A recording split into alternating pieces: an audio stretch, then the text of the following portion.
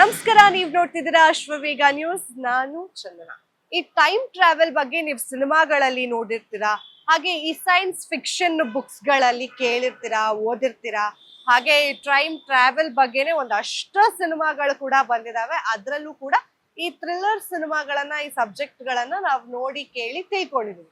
ಆದ್ರೆ ನಿಜಕ್ಕೂ ನೀವು ಟೈಮ್ ಟ್ರಾವೆಲ್ ಮಾಡ್ದಂತೆನೆ ಇರುತ್ತೆ ಈ ಜಾಗ ಅನ್ನೋದ್ರ ಬಗ್ಗೆ ಏನಾದ್ರೂ ಗೊತ್ತಿದ್ಯಾ? ಈ ಜಾಗಕ್ಕೆ ಹೋದ್ರೆ 24 ಗಂಟೆ ಹೊರಗಡೆ ಅಂದ್ರೆ ಭೂಮಿ ಮೇಲೆ 2 ವಾರಗಳ ಕಾಲ ಟೈಮ್ ಹಿಡಿಯುತ್ತಂತೆ. ಇದ್ರ ಬಗ್ಗೆ ಏನಾದ್ರೂ ನಿಮ್ಗೆ ನಾಲೆಡ್ಜ್ ಇದ್ಯಾ? ಇಲ್ಲ ಅಂದ್ರೆ ಪೂರ್ತಿ ವಿಡಿಯೋನ ನೋಡಿ. ಎಲ್ರಿಗೂ ಗೊತ್ತಿರೋ ಹಾಗೆ ಮೌಂಟ್ ಎವರೆಸ್ಟ್ ಅನ್ನ ಸಾಕಷ್ಟು ಜನ ಹತ್ತಿ ಇಳಿದಿದ್ದಾರೆ. ಆದ್ರೆ ಒಬ್ಬ ವ್ಯಕ್ತಿ ಕೂಡ ಕೈಲಾಶ ಪರ್ವತವನ್ನ ಹತ್ತೋದಕ್ಕೆ ಸಾಧ್ಯನೇ ಆಗಿಲ್ಲ. ಇವತ್ತಿಗೂ ಕೂಡ ಅಲ್ಲಿ ನಿಮ್ಮ ಎಲ್ಲರ ನೆಚ್ಚಿನ ದೇವರಾಗಿರುವಂತಹ ಈಶ್ವರ ಅಲ್ಲೇ ಕೂತಿರ್ತಾನೆ, ತಪಸ್ ಮಾಡ್ತಿರ್ತಾನೆ ಅನ್ನೋ ಒಂದಷ್ಟು ವಿಚಾರಗಳನ್ನ ನಮ್ಮ ಪುರಾತನ ಕಾಲದಿಂದ ಕೂಡ ನಾವು ಕೇಳ್ಕೊಂಡು ಬರ್ತಾನೆ ಇದೀವಿ. ಆದ್ರೆ ಮೌಂಟ್ ಎವರೆಸ್ಟ್ ಗಿಂತ ಚಿಕ್ಕ ಬೆಟ್ಟ ಆಗಿರುವಂತಹ ಕೈಲಾಸ ಪರ್ವತವನ್ನ ಯಾರಿಂದಲೂ ಕೂಡ ಇಲ್ಲಿವರೆಗೂ ಹತ್ತೋದಿಕ್ಕೆ ಚಾನ್ಸೇ ಆಗ್ಲಿಲ್ಲ. ಆಧುನಿಕ ಕ್ವಾಂಟಮ್ ಫಿಸಿಕ್ಸ್ ಪ್ರಕಾರ ಏನ್ ಹೇಳ್ತಾರೆ ಅಂದ್ರೆ 2015-16ರ ಒಂದು ಸಂಶೋಧನೆ ಪ್ರಕಾರ ಕೈಲಾಸ ಪರ್ವತ ಒಂದು ಪಿರಮಿಡ್ ಗಳಿಂದ ನಿರ್ಮಾಣ ಆಗಿದೆ. ಅಂದ್ರೆ ನಮ್ಮ ಪುರಾತನ ಕಾಲದಿಂದ ಕೂಡ ಪಿರಮಿಡ್ ಗಳ ಏನಿದೆ ಅದ್ರ ಮೇಲೆ ನಿರ್ಮಾಣ ಆಗಿರೋದ್ರಿಂದ ಅಲ್ಲಿ ಎನರ್ಜಿ ಜಾಸ್ತಿ ಇರುತ್ತೆ.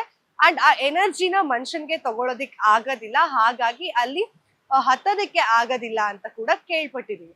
ಅಂಡ್ ಇನ್ನೊಂದು ವಿಷಯ ಏನಪ್ಪಾ ಅಂತ ಹೇಳಿದ್ರೆ, ನೀವು ಕೈಲಾಸ ಪರ್ವತ ಅಲ್ಲಿ ಏನಿದೆ ಟೈಮ್ ವಿಸ್ತರಣೆ ಆಗುತ್ತಂತೆ. ಅಂದ್ರೆ ಅಲ್ಲಿ 24 ಗಂಟೆಗಳ ಕಾಲ ನೀವು ಕಳೆದ್ರೆ ಅದು ಭೂಮಿ ಮೇಲೆ ಅಂದ್ರೆ ಹೊರಗಡೆ ಏನಿಲ್ಲ ಅಂದ್ರೂ 2 ವಾರಗಳ ಕಾಲ ಟೈಮ್ ಕಳ್ದಂತೆ.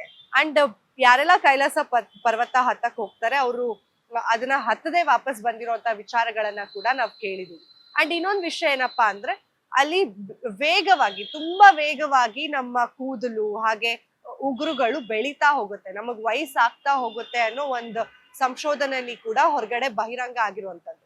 ಅಂದ್ರೆ ಸೊ ಹಾಗಾಗಿ ಅಲ್ಲಿ ಏನ್ 24 ಗಂಟೆ ಇರುತ್ತೆ ಅದು 2 ವಾರಗಳ ಕಾಲ ಇರುತ್ತೆ ಅಂತ ಅರ್ಥ. ನಮ್ಗೆಲ್ರಿಗೂ ಗೊತ್ತಿರೋ ಹಾಗೆ ಇವತ್ತಿಗೂ ನಮ್ಮ ಹಿಂದೂ ಧರ್ಮದಲ್ಲಿ, ನಮ್ಮ ಸನಾತನ ಧರ್ಮದಲ್ಲಿ ನಾವು ನಂಬೋದು ಅಂದ್ರೆ ಕೈಲಾಸ ಪರ್ವತದಲ್ಲಿ ಈಶ್ವರ ಇರ್ತಾನೆ, ಅಲ್ಲಿ ತಪಸ್ಸನ್ನ ಮಾಡ್ತಿರ್ತಾನೆ. ಅಂಡ್ ಅದು ಭೂಮಿಗೂ ಹಾಗೂ ಆಕಾಶಕ್ಕೂ ಇರುವಂತಹ ಒಂದು ಸೇತುವೆ ಅನ್ನೋದನ್ನ ನಾವು ನಂಬ್ತಾ ಬಂದಿದ್ದೀವಿ.